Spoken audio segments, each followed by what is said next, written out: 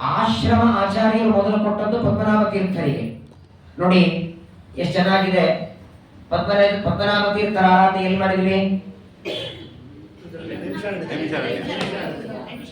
ನೈಮಿಷಾರಣ್ಯದಲ್ಲಿ ಭಾಗವತದ ಸಪ್ತಾಹ ಸಂದರ್ಭದಲ್ಲಿ ಪದ್ಮನಾಭ ತೀರ್ಥರ ಆರಾಧನೆ. ಇವತ್ತು ಗಂಗಾ ಪೂಜೆ ದಿನ ಶಿಷ್ಯರ ಆರಾಧನೆ, ಅಕ್ಷೋಭ್ಯ ತೀರ್ಥರ ಆರಾಧನೆ ಇವತ್ತು. ಪದ್ಮನಾಭ ತೀರ್ಥರು, ನರಹರಿ ತೀರ್ಥರು, ಮಾಧವ ತೀರ್ಥರು, ಅಕ್ಷೋಭ್ಯ ತೀರ್ಥರು 4 ಜನ ಏಕಕಾಲಕ್ಕೆ ಆಚಾರ್ಯರು 4 ಜನರಿಂದ 4 ಅಧ್ಯಾಯದ ಭಾಷ್ಯವನ್ನ ಬರೆಸ್ತಾರೆ. ಸಮನ್ವಯಾಧ್ಯಾಯ, ಅವಿರೋಧಾಧ್ಯಾಯ, ಸಾಧನಾಧ್ಯಾಯ, ಫಲಾಧ್ಯಾಯ ಅಂತ 4 ಬ್ರಹ್ಮಸೂತ್ರದ ಭಾಷ್ಯವನ್ನ ಬರೆಸಿ ಕೊನೆಗೆ ಪದ್ಮನಾಭ ತೀರ್ಥರು ನರಹರಿ ತೀರ್ಥರಿಗೆ ಆಶ್ರಮ ಕೊಡುತ್ತಾರೆ. ನರಹರಿ ತೀರ್ಥರು ಮಾಧವ ತೀರ್ಥರೇ, ಮಾಧವ ತೀರ್ಥರು ಅಕ್ಷೋಭ್ಯ ತೀರ್ಥರೇ. ಅಕ್ಷೋಭ್ಯ ತೀರ್ಥರ ನಂತರದಲ್ಲಿ ಯಾರಿಗೆ ಪಟ್ಟಾಭಿಷೇಕ ಮಾಡೋದು ದೊಡ್ಡ ಚಿಂತೆಯಾಯಿತು, ದೊಡ್ಡ ಸಮಸ್ಯೆಯಾಯಿತು.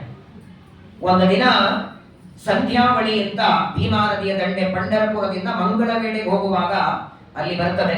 ಮಂಗಲವೇಡೆ ನಮ್ಮ ಟೀಕಾಕೃತ್ಪಾದರ ಜನ್ಮಭೂಮಿ. ಧೋಂಡೋ ರಘುನಾಥ ಅಂತ ಹೆಸರು. ಒಳ್ಳೆ 2 ಮಡದಿಯರಿದ್ದಾರೆ, ಒಳ್ಳೆ ತಾರುಣ್ಯ. 21 ವರ್ಷದ ತರುಣ. ಕುದುರೆ ಮೇಲೆ ಕೂತು ನೀರು ಕುಡಿಯೋದಕ್ಕೆ ಬಂದಿದ್ದಾರೆ. ಮಧ್ಯಾಹ್ನದ ಬಿಸಿಲು. ಸಾಮಾನ್ಯವಾಗಿ ಒಂದ ಕೈಯಿಂದ ಬೊಗಸೆಯಿಂದ ಆದ್ರೂ ನೀರು ಕುಡಿಬೇಕು, ಇಲ್ಲ ಲೋಟದಿಂದ ಕುಡಿಬೇಕು. ಧೋಂಡೋ ರಘುನಾಥರು ಕುದುರೆ ಮೇಲೆ ಕೂತು ಹಾಗೆ ನದಿಗೆ ಬಾಯಿ ಹಚ್ಚುತ್ತಾರೆ. ನದಿಯ ಆ ದಡದಲ್ಲಿ ಕೂತಂತಹ ಅಕ್ಷೋಭ್ಯ ತೀರ್ಥರು ಇವರನ್ನ ನೋಡಿ ಒಂದೇ ಮಾತಾಡ್ತಾರೆ, ಕಿಂ ಪಶು ಪೂರ್ವದೇಹೇ. ಏನಯ್ಯ, ಹಿಂದಿನ ಜನ್ಮದಲ್ಲಿ ಪಶುವಾಗಿದೆಯಾ? ಪಶುಗಳು ಹೇಗೆ ಬಾಯಿಯನ್ನ ಹಚ್ಚಿ ನೀರು ಕುಡಿತವೆ ಹಾಗೆ ನದಿಗೆ ಬಾಯಿ ಹಚ್ಚಿ ನೀರು ಕುಡಿತಾ ಇದೆಯಲ್ಲ, ನೀನು ಮನುಷ್ಯ ಅಲ್ವೇ? ಕಿಂ ಉರುಪರ್ಣ ಮಾತ್ರ ಈ ಭಾಗವತ ಹೇಳ್ತದೆ. ದೇವರ ಕೈ ಕೊಟ್ಟಿದ್ದಾನೆ, ಜೋಡಿಸಿ ನೀರು ಕುಡಿ ನೀನು. ಅಷ್ಟೇ ಮಾತು, ಅಕ್ಷೋಭ್ಯ ತೀರ್ಥರ ಮಾತು. ಜನ್ಮಾಂತರದ ನೆನಪಾಯಿತು. ಪಶುವಾಗಿದ್ಯಾ? ಹೌದು, ಪಶುವೇ ಆಗಿದ್ರಿ ಇವರು. ತತ್ವಗಳರ್ಥದ ಪುಸ್ತಕ ಭಾರವ ಎತ್ತಿನ ರೂಪದಿ ಹೊತ್ತ ಮಹಾತ್ಮ. ಹಿಂದಿನ ಜನ್ಮದಲ್ಲಿ ತಾವು ಎತ್ತಾದಾಗ ಟೀಕಾಕೃತ್ಪಾದರಾಗುವುದಕ್ಕೆ ಮೊದಲು ಎತ್ತಾದಾಗ ಶ್ರೀಮದಾಚಾರ್ಯರ ಗ್ರಂಥಗಳನ್ನೆಲ್ಲ ಮೈ ಮೇಲೆ ಹೊತ್ಕೊಂಡಿದ್ದಾರೆ. ಪ್ರತಿನಿತ್ಯ ಪುಸ್ತಕಗಳೆಲ್ಲ ತಂದಿಡಬೇಕು, ಆಚಾರ್ಯರು ಪಾಠ ಮಾಡಬೇಕು, ಮತ್ತೆ ಪುಸ್ತಕವನ್ನ ಹೊತ್ತುಕೊಂಡು ಆ ಎತ್ತು ಒಯ್ದು ಒಳಗಿಡಬೇಕು. ಅವರು ಎತ್ತಾದಾಗಲೇನೆ ಆಚಾರ್ಯರು ಹೇಳುವ ಪಾಠವನ್ನ ಶ್ರವಣ ಮಾಡಿಬಿಟ್ಟಿದ್ದಾರೆ. ಒಂದು ದಿನ ಈ 4 ಜನ ಕೇಳಿದ್ರು, ಪದ್ಮನಾಭ ತೀರ್ಥರು, ನರಹರಿ ತೀರ್ಥರು, ಮಾಧವ ತೀರ್ಥರು, ಅಕ್ಷೋಭ್ಯ ತೀರ್ಥರು. ಶ್ರೀಮದಾಚಾರ್ಯ ಕೇಳ್ತಾರೆ, ನಿಮ್ಮ ಗ್ರಂಥ ಅಂದ್ರೆ ದೇವತೆಗಳೇ ಅರ್ಥ ಮಾಡ್ಕೊಳ್ಬೇಕು. ದೇವತಾಸ್ವ ಸುಲಭ ಪ್ರತಿಭಾತೆ, ಮನುಷ್ಯರಿಗಂತೂ ಅರ್ಥ ಆಗೋದಿಲ್ಲ. ನಿಮ್ಮ ಗ್ರಂಥಕ್ಕೆ ಸರಳ ಟೀಕೆ ಬರೆಯೋರು ಯಾರಾದರೂ ಬೇಕು, ಯಾರಿಗಾದ್ರೆ ಟೀಕೆ ಬರೆಯೋದಕ್ಕೆ ನೀವು ಅನುಮತಿಯನ್ನ ಕೊಡಿ ಅಂತ 4 ಜನ ಪ್ರಾರ್ಥನೆ ಮಾಡ್ತಾರೆ. ಅವ್ರಿಗೊಂದು ಆಸೆ, ನಮ್ಮಲ್ಲಿ ಯಾರಿಗಾರು ಹೇಳ್ತಾರೆ ಅಂತ. ಆಚಾರ್ಯರ ಗ್ರಂಥಗಳಿಗೆ ಟೀಕೆ ಬರೆಯೋದು ಸುಲಭ ಅಲ್ಲ. ಶ್ರೀಮದಾಚಾರ್ಯರು ದೂರದಲ್ಲಿದ್ದ ಎತ್ತನ್ನ ನೋಡಿ ಹೇಳ್ತಾರೆ, ಈ ಎತ್ತು ನನ್ನ ಗ್ರಂಥಕ್ಕೆ ಟೀಕೆ ಬರೀತದೆ. ಬರೆಯೋದು, ಓದೋದು, ಪೆನ್ಸಿಲ್ ಹಿಡ್ಕೊಳ್ಳೋದು ಮನುಷ್ಯನ ಕೆಲಸ. ಅದು ಎತ್ತೇನು ಮಾಡಿ ಮನುಷ್ಯರೇ ಮಾಡ್ತಿಲ್ಲ ಇವತ್ತು. ಓದೋ ಅಧಿಕಾರ ಇರುವ ಮಾನವರೇ ಓದ್ತಾ ಇಲ್ಲ, ಎತ್ತೇನು ಪೆನ್ ಹಿಡಿತದೆ. ಸರ್ಪದಷ್ಟೋಮ್ರಿಯೇತ, ಹಾವು ಕಚ್ಚಿ ಸಾಯಿಲಿ ಅಂತ ಎತ್ತಿಗೆ ಶಾಪ ಕೊಟ್ಟರಂತೆ. ಈ ಎಲ್ಲ ಜ್ಞಾನಿಗಳ ಶಾಪ ಕೊಡುವ ಮರುಕ್ಷಣದಲ್ಲಿ ಹಾವು ಬರ್ತದೆ. ಆ ಎತ್ತಿಗೆ ಹಾವು ಕಚ್ಚುತ್ತದೆ, ಮೈಯೆಲ್ಲ ವಿಷ ಏರ್ತಿದೆ. ಶ್ರೀಮದ್ ಆನಂದ ತೀರ್ಥರು ಆಗ 12 ಸ್ತೋತ್ರವನ್ನ ರಚನೆ ಮಾಡಿದ್ರು. 12 ಸ್ತೋತ್ರ ಪಾಠಂ ಒಂದೇ ಸದಾನಂದಂ ಪಠನ ಮಾಡುತ್ತ. ವಾಸ್ತವಿಕವಾಗಿ 12 ಸ್ತೋತ್ರದಲ್ಲಿ ಮೊದಲನೆಯದೇ ಒಂದೇ ಅಲ್ಲ. ಆಚಾರ್ಯರು ಪ್ರಾರಂಭ ಮಾಡಿದ್ದು ಆನಂದ ಮುಕುಂದ ಅರವಿಂದ ನಯನ ಆನಂದ ತೀರ್ಥ ಪರಾನಂದ ವರದ 6ನೇ ಅಧ್ಯಾಯ ಇವತ್ತು ಬಂದಿದೆ. ಆಕ್ಚುಲಿ ಮೊದಲು ಮಾಡಿದ್ದದನ್ನ, ಆಮೇಲೆ ಒಂದೇ ಆಚಾರ ಮಾಡಿ ತಾವೇ ರಚನೆ ಮಾಡಿದ 12 ಸ್ತೋತ್ರವನ್ನ ಪಠನ ಮಾಡ್ತಾ ಆ ಎತ್ತಿನ ಮೈ ಮೇಲೆ ಆಚಾರ ಕೈ ಆಡಿಸ್ತಾರೆ. ಸಂಪೂರ್ಣ ವಿಷ ಹಿಡಿತಂತೆ. ಅವತ್ತಿನಿಂದ ನೈವೇದ್ಯ ಕಾಲದಲ್ಲಿ 12 ಸ್ತೋತ್ರ ಪಠನ ಮಾಡೋ ಪದ್ಧತಿ ಇಲ್ಲ. ಅಂದ್ರೆ ನೈವೇದ್ಯಕ್ಕೂ 12 ಸ್ತೋತ್ರಕ್ಕೆ ಸಂಬಂಧವೇ ಇಲ್ಲ. ಇಡೀ 12 ಅಧ್ಯಾಯಗಳಲ್ಲಿ ಚಟ್ನಿ ಅಂತ ಬಂದಿಲ್ಲ, ಕೋಸಂಬರಿ ಅಂತ ಬಂದಿಲ್ಲ, ಅಥವಾ ನೈವೇದ್ಯ ಮಾಡಿ ಏನು ಶಬ್ದವೇ ಇಲ್ಲ ಅಲ್ಲಿ. ಮತ್ತೆ ನೈವೇದ್ಯ ಕಾಲದಲ್ಲಿ ಅದನ್ನು ಪಠನ ಮಾಡೋದಕ್ಕೆ ಅಡಿಗೆಯವನ ಅಚಾತುರ್ಯದಿಂದ ಏನಾದರೂ ಈ ತರಹದ ಅನಾಹುತ ಸಂಭವಿಸಿದ್ರೆ 12 ಸ್ತೋತ್ರ ಪಾಠದಿಂದ ಹೋಗುತ್ತೆ. ನಿಮಗೊಂದು ಪ್ರಶ್ನೆ ಬಂದಿರಬಹುದು, ಪ್ರಪಂಚದಲ್ಲಿ ದೊಡ್ಡ ತಪ್ಪು ಅಂದ್ರೆ ಯಾವ್ದು ಹೇಳಿ? ಬಹಳ ದೊಡ್ಡ ತಪ್ಪು ಅಂದ್ರೆ ಕಳ್ಳತನ, ಮೋಸ ಮಾಡೋದಾ, ಮದ್ಯಪಾನ ಮಾಡೋದಾ? ದೇವರ ಪ್ರಸಾದ. ಬಹಳ ದೊಡ್ಡ ತಪ್ಪು, ಅತಿ ದೊಡ್ಡ ತಪ್ಪು ಅಂದ್ರೆ ಒಬ್ಬ ವ್ಯಕ್ತಿಯಲ್ಲಿರುವ ಒಳ್ಳೆತನ ಸಹನ ಮಾಡದೇ ಇರೋದು. ಅದಕ್ಕೆ ಸಮಾನವಾದ ತಪ್ಪೆ ಪ್ರಪಂಚದಲ್ಲಿ ಇಲ್ಲ. ಆ ಗುಣ ನಮ್ಮಲ್ಲಿ ಇಲ್ಲ ಅಂತ ಇಟ್ಕೊಳ್ಳಿ. ಈಗ ಒಬ್ಬ ವ್ಯಕ್ತಿ ಪಾಠ ಮಾಡ್ತಾರೆ, ಪ್ರವಚನ ಮಾಡ್ತಾರೆ, ಆ ಗುಣ ನಮ್ಮಲ್ಲಿ ಇಲ್ಲ ಅಂದಾಗ ಮಾತ್ಸರ್ಯ ಪಡಬಾರದು. ಮಾತ್ಸರ್ಯ ಪಡಬಾರದು. ಮಾತ್ಸರ್ಯ ಇಲ್ಲಿ ಏನ್ ಮಾಡ್ತಾರೆ, ಶ್ರೀಮದಾಚಾರ್ಯರು ಮಾತು ಹೇಳ್ತಾರೆ, ಕುರುತೆ ಯತ್ರ ಮಾತ್ಸರ್ಯಂ ತತ್ತಸ್ಯ ವಿಹೀಯತೆ. ಈ ಏಕಲವ್ಯನ ಸಂದರ್ಭದಲ್ಲಿ ಶ್ರೀಮದಾಚಾರ್ಯ ತಪ್ಪು ನಿರ್ಣಯದಲ್ಲಿ ಹೇಳ್ತಾರೆ, ಯಾವ ಗುಣಕ್ಕೆ ನಾವು ದೊಡ್ಡವರಲ್ಲಿ ಮಾತ್ಸರ್ಯ ಮಾಡ್ತೇವೆ ಆ ಗುಣ ನಮ್ಮಲ್ಲಿ ಮೈನಸ್ ಮಾಡ್ತಾನಂತದೇನು. ಯಾಕಿದ್ರೆ ಹೇಳ್ತಿದ್ದೀನಿ ಅಂದ್ರೆ, ಪ್ರಾಯ 10 ಸ್ಕಂದಗಳನ್ನ ಇಲ್ಲಿ ಕೂತ್ಕೊಂಡು ಶ್ರವಣ ಮಾಡಿದವರಿದ್ದಾರೆ. 11, 12 ಸ್ಕಂದಗಳನ್ನ ಪಾಪ ಕೆಲವರಿಗೆ ಬರ್ಲಿಕ್ಕಾಗಿಲ್ಲ. ಅವರಿಗಾಗಿಲ್ಲ, ನಾವು ಮಾತ್ರ ಹೋಗಿ ಅನ್ನೋ ಮಾತ್ಸರ್ಯ ನಮ್ಮಲ್ಲಿ ಬರೋದು ಬೇಡ. ಅವ್ರ ಸಲುವಾಗಿನೂ ನನ್ನ ಮನಸ್ಸಲ್ಲಿದೆ, ಇಲ್ಲಿ ಉಳಿದವರ ಸಲುವಾಗಿ ಒಂದು 5 ದಿವಸಗಳವರೆಗೆ ಯಾವಾಗ ಸಮಯ ಸಿಗತ್ತೆ ಏಕಾದಶ ಸ್ಕಂದ, ದ್ವಾದಶ ಸ್ಕಂದಗಳನ್ನ, ಏಕಾಸ್ಕಂದ 5 ದಿನದಲ್ಲಿ ಹೇಳಿಕ್ಕಾಗಲ್ಲ. ಇವಾಗ ಕೇಳಿದ್ದಾರೆ ಇವೆಲ್ಲ ಪರಡೆ 3-4 ಗಂಟೆ ಕೇಳಿದ್ರು ದಂಡೆ ಹಾಕಿಲ್ಲ ಅಲ್ಲಿ. ಆದರೂ ಏಕಾದಶ ದ್ವಾದಶ ಸ್ಕಂದಗಳನ್ನ ಈ ಪ್ರಾಣದೇವ ಸಂದರ್ಭದಲ್ಲಿ ಮುಂದೊಂದ್ಸಲ ಮಾಡೋಣ. ಇಲ್ಲಿ ನೋಡಿ, ಈ ಎತ್ತು ಟೀಕಾ ಬರೀತದೆ ಅಂತ ಆಚಾರ್ಯರಂದ್ರೆ ಆ ಎತ್ತು ಸಾಯಿಲಿ ಅಂತ ಶಾಪ ಕೊಡ್ತಾರೆ, ಹಾವು ಕಚ್ಚಿದೆ ಅಂತ. ಯಾರು? ಇವತ್ತಿನ ಆರಾಧನೆ ಮಾಡೋ ಪದ್ಮನಾಭ ಇರ್ತರು. ಯಾಕೆ ಶಾಪ ಕೊಟ್ಟದ್ದು ಹೇಳಿ? ನನಗೆ ಗ್ರಂಥ ಬರೀಲಿಕ್ಕೆ ಕೊಟ್ಟಿಲ್ಲ, ಎತ್ತಿ ಕೊಟ್ಟಿದ್ದಾರೆ ಅಂತ ಸಿಟ್ಟಿನಿಂದ ಹಾವು ಕಚ್ಚಿ ಸಾಯಲಿ. ಈ ಗುಣ ದೊಡ್ಡವರಲ್ಲಿ ಇರ್ಬೇಕಾ?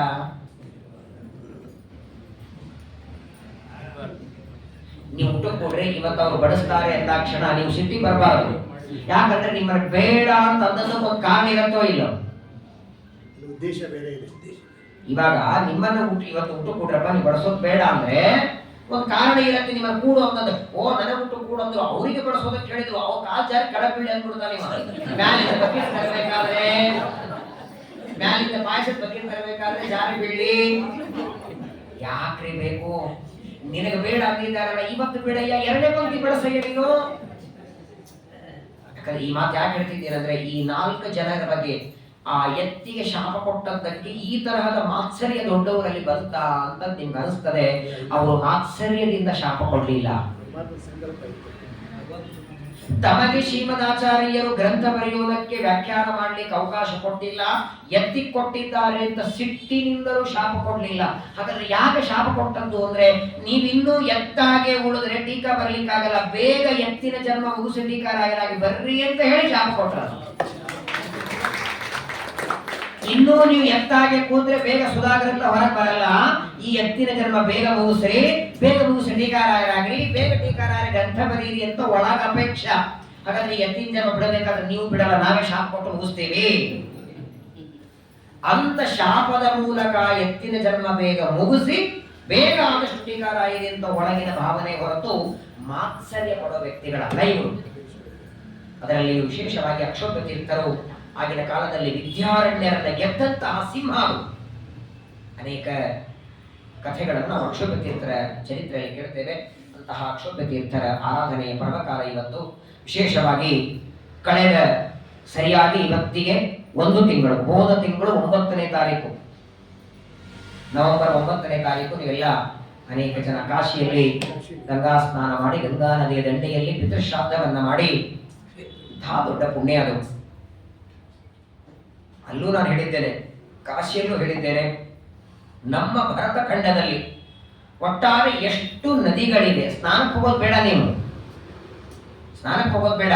ನಮ್ಮ ಭರತ ಖಂಡದಲ್ಲಿ ಎಷ್ಟು ನದಿಗಳು ಯಾವ ದಿಕ್ಕಿನಿಂದ ಯಾವ ದಿಕ್ಕಿಗೆ ಹರಿತವೆ ಅದನ್ನ ಬರ್ಕೋದ್ರೊಳಗೆ 100 ವರ್ಷ ಮುಗಿತದೆ. ಬರೆಯೋದ್ರೊಳಗೆ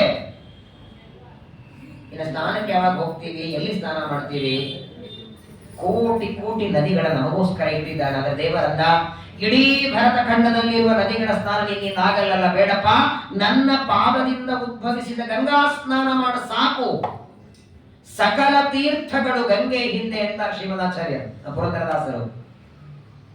ಯಾವಾಗಲೂ ನೋಡಿ, ತಂದೆಗೆ ಮಗಳ ಮೇಲೆ ತುಂಬಾ ಪ್ರೀತಿ ಅಲ್ವೇ?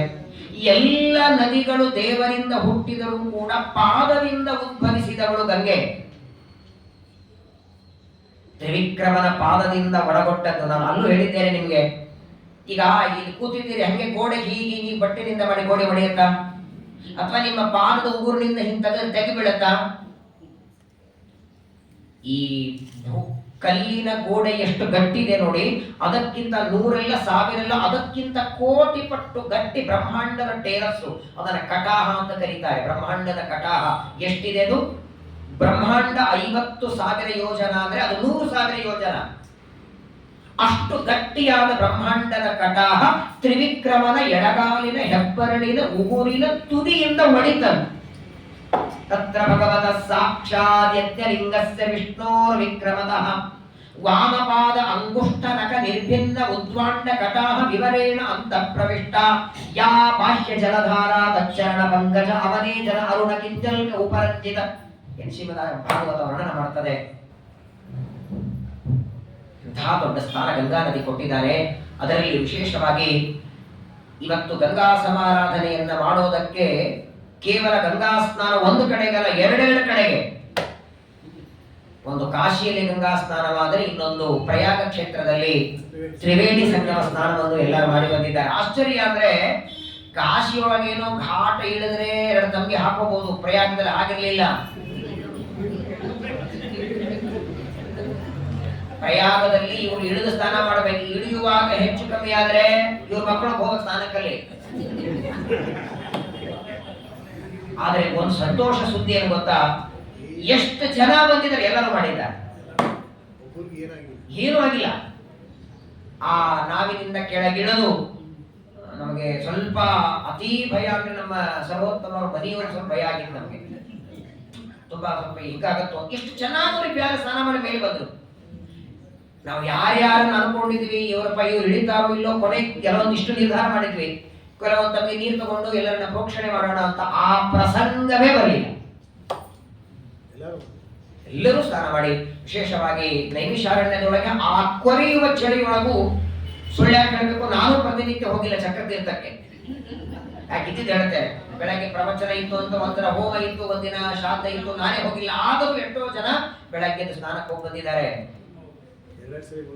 ಮತ್ತೆ ಚಕ್ರತೀರ್ಥ ಸ್ನಾನ, ಗೋಮತಿ ಸ್ನಾನ ಇದೆಲ್ಲ ನೋಡಿ ನಮ್ಮ ಅಕೌಂಟ್ ಒಳಗೆ ಪುಣ್ಯ ಇಲ್ಲದೆ ಇದ್ದದ್ದು ಸಿಗೋದಲ್ಲ ಅಂತಾರೆ.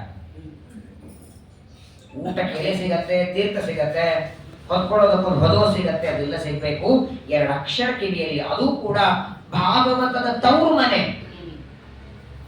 ಹೆಣ್ಮಕ್ಳಿಗೆ ಹೇಗೆ ತವರು ಮನೆ ಪ್ರೀತಿನೋ ಹಾಗೆ ಭಾಗವತದ ತವರು ಮನೆ ನೈಮಿಷಾರಣ್ಯದಲ್ಲಿ ಭಾಗವತ ಶ್ರವಣ ಮಾಡಿ ಗಂಗಾ ಸಮಾರಾಧನೆಯನ್ನು ಮಾಡ್ತಿದ್ದೀರಿ.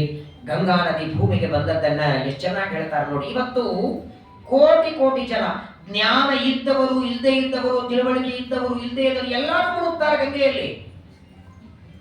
ಹರಿದ್ವಾರ ಕಾಶಿಯೊಳಗಂತೂ ಅಲ್ಲಿರುವ ಜನ ಪ್ರತಿನಿತ್ಯ ಬಂದು ಮುಳುಗ್ತಾರೆ. ಆದರೆ ನಾವು ನೀವು ಯಾತ್ರೆಗೆ ಹೋದಾಗ 1-2 ದಿನ ಇರ್ತೇವೆ, 1-2 ದಿನ ಇರ್ತೇವೆ. ಆ 2 ದಿನ ಇದ್ದಾಗ ಒಂದ್ಸಲ ಸ್ನಾನ ಮಾಡಿ ನಾವು ಧನ್ಯರಾದ್ವಿ ಅಂತೀವಿ. ಕೆಲವರು ನಾವು ಸ್ನಾನ ಮಾಡಿದ್ದು ಧನ್ಯರು ಅಂತಾರೆ, ಕೆಲವರು ನಮ್ಮವರು ಮಾಡೋದು ನಾವು ಧನ್ಯರಾದ್ವಿ ಅಂತ ಹೇಳ್ತಾರೆ. ನಮ್ಮ ಸೋದರ ಮಾವ ಮಾಡಿದ್ರು, ನಮ್ಮ ಸೋದರ ಅತ್ತೆ ಮಾಡಿದ್ರು, ನಾವು ಧನ್ಯರಾದ್ವಿ. ನಮ್ಮ ಗುರುಸಾರ ಒಬ್ಬ ವಾದಿರಾಜರು ತೀರ್ಥ ಪ್ರಬಂಧ ಅಂತ ಬರೆದಿದ್ದಾರೆ. ಎಲ್ಲ ಕೇಳಿರ್ತೀರಿ ಪ್ರವಚನದಲ್ಲಿ. ತೀರ್ಥ ಪ್ರಬಂಧದಲ್ಲಿ ಈ ಗಂಗಾದೇವಿ ಬಗ್ಗೆ ಒಂದು ಮಾತು ಹೇಳ್ತಾರೆ ವಾದಿರಾಜರು, ತುಂಬಾ ಚೆನ್ನಾಗಿದೆ.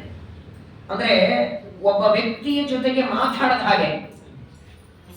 ಒಬ್ಬ ವ್ಯಕ್ತಿ ಗಂಗಾ ಬಂದು ಸ್ನಾನ ಮಾಡದ, ಗಂಗೆಯಲ್ಲಿ ಮುಳುಗಿ ಗಂಗಾದೇವಿಗಂತಾನೆ, ಅಮ್ಮ ನಾನು 100,000 ಪಾಪ ಮಾಡಿದ್ದೇನೆ, ಎಷ್ಟೋ ಬಾರಿ ಬ್ರಾಹ್ಮಣ ದ್ರೋಹ, ಗುರುದ್ರೋಹ, ಏನೋ ತಿಳಿಯದೋ ನನ್ನಲ್ಲಿ ಪಾಪ ನಡೆದಿದೆ. ಆ ಪಾಪ ತೊಳೆಯುವುದಕ್ಕೆ ನಿನ್ನ ಹತ್ರ ಬಂದು ಸ್ನಾನ ಮಾಡ್ತಿದ್ದೇನಮ್ಮ, ನನ್ನ ಪಾಪಗಳನ್ನ ಪರಿಹಾರ ಮಾಡು ಅಂತ ಒಬ್ಬ ಬ್ರಾಹ್ಮಣ ಮುಳುಗಿದರೆ ಗಂಗಾದೇವಿ ಮಾತಾಡ್ತಾಳಂತೆ, ನಿನ್ನ ಪಾಪ ಪರಿಹಾರ ಮಾಡೋ ಸಾಮರ್ಥ್ಯ ನನ್ನಲ್ಲಿ ಇಲ್ಲ ಅಂದ್ಲಂತೆ. ನಿನ್ನ ಪಾಪವನ್ನ ಪರಿಹಾರ ಮಾಡೋ ಸಾಮರ್ಥ್ಯ ನನ್ನಲ್ಲಿ ಇಲ್ಲ ಅಂತ ಗಂಗಾ ನದಿ ಅಂದ್ರೆ, ಆಗ ಆ ಬ್ರಾಹ್ಮಣ ಏನಂತಾನೆ, ಅಲ್ಲಮ್ಮ ಸಾಮರ್ಥ್ಯ ಇಲ್ಲ ಅಂದ್ರೆ ಮೊದಲಿನಿಂದಲೂ ಸಾಮರ್ಥ್ಯ ಇಲ್ವೋ, ಅವಾಗ ಇಷ್ಟು ದಿವಸಗಳವರೆಗೆ ಎಲ್ಲರೂ ನಿನ್ನಲ್ಲಿ ಸ್ನಾನ ಮಾಡಿ ಸಾಮರ್ಥ್ಯ ಕಡಿಮೆಯಾಗಿದೆಯೋ? ನೀನು ದೇವರ ಪಾದದಿಂದ ಬರುವ ದಿನವೇ ನಿನ್ನ ಹತ್ರ ಸಾಮರ್ಥ್ಯ ಇರ್ಲಿಲ್ವಾ? ಅಥವಾ ಅಲ್ಲಿಂದ ಬರುವಾಗ ಬೇಕಾದಷ್ಟಿತ್ತು, ಎಲ್ಲರೂ ಸ್ನಾನ ಮಾಡಿ ನನ್ನಲ್ಲಿ ಪಾಪ ಬಿಟ್ಟು ಹೋಗಿದ್ದಾರೆ. ಅದಕ್ಕೆ ಈಗ ನಿನ್ನ ಪಾಪ ಪರಿಹಾರ ಮಾಡೋದಕ್ಕೆ ನನ್ನ ಹತ್ರ ಸಾಮರ್ಥ್ಯ ಇಲ್ಲ ಅಂತೀಯಾ? ಈ ಮಧಿರಾಜ ಶ್ಲೋಕ ಚೆನ್ನಾಗಿದೆ ನೋಡಿ.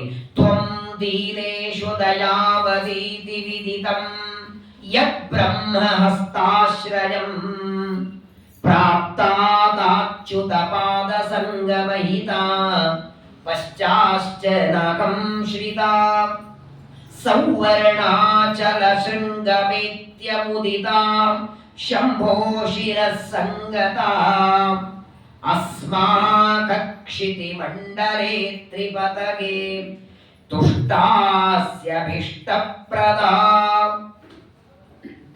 ಮೊಟ್ಟ ಮೊದಲು ತ್ರಿವಿಕ್ರಮನ ಪಾದ ಒಡೆದು ತ್ರಿವಿಕ್ರಮನ ಎಡಗಾಲು ಮೇಲೆ ಹೋಗಿ ಹೆಬ್ಬರಳಿನ ತುದಿಯಿಂದ ಬ್ರಹ್ಮಾಂಡದ ಟೇರಸ್ಸು ಒಡೆದು ಹೊರಗಿದ್ದ ನೀರು ಒಳಗೆ ಬಂತು. ಆ ನೀರನ್ನ ಚತುರ್ಮುಖ ಬ್ರಹ್ಮದೇವರು ಕಮಂಡಲದಲ್ಲಿ ತುಂಬಿಕೊಂಡ್ರು. ಅದೇ ಪರಮಾತ್ಮನ ಪಾದ ತೊಳಿತಾರೆ. ಆ ನೀರು ಮೊಟ್ಟ ಮೊದಲು ಬಿದ್ದದ್ದು ಮೇರು ಪರ್ವತ ಮೇಲೆ. ಬ್ರಹ್ಮದೇವರು ಪಾದ ತೊಳೆದಾಗ ಮೊದಲು ಬಿದ್ದದ್ದು ಮೇರು ಪರ್ವತ ಮೇಲೆ. ಮೇರು ಪರ್ವತ ಮೇಲೆ ಬ್ರಹ್ಮದೇವರು ಒಂದು ಮನೆ ಇದೆ, ಶತಕೋಟಿ ಅಂತ, ಅಲ್ಲಿ ಬಿತ್ತು. ಅಲ್ಲಿಂದ ಕೆಳಗೆ ದೇವಲೋಕಕ್ಕೆ ಬಂತು. ದೇವತೆಗಳೆಲ್ಲ ಈ ನದಿ ನಮ್ಮ ಹತ್ರ ಇಲ್ಲಿ ಕೆಳಗೆ ಕಡೋದೆ ಬೇಡ ಅಂದ್ರೆ ಅವರು. ಒಂದು ವೇಳೆ ಭಗೀರಥ ತಪಸ್ಸು ಮಾಡಿ ಅದನ್ನ ತಂದಿರಲಿಲ್ಲ ಅಂದ್ರೆ ದೇವಲೋಕದಲ್ಲಿ. ಹಾಗಾಗಿ ಗಂಗಾ ನದಿಗೆ ತ್ರಿಪಥಗ ಅಂತ ಒಂದು ಹೆಸರಿದೆ, ಸುರ ನದಿ ಅಂತ ಒಂದು ಹೆಸರಿದೆ. ದೇವತೆಗಳೆಲ್ಲ ನಿತ್ಯದಲ್ಲಿ ಸ್ನಾನ ಮಾಡ್ತಾ ಒಂದು ಭಾಗವನ್ನ ಸೀತಾ, ಚಕ್ಷು, ಭದ್ರ, ಅಲಕನಂದ ಅಂತ 4 ಭಾಗವಾಗಿ ಭೂಮಿಗೆ ಬರ್ತಾಳೆ.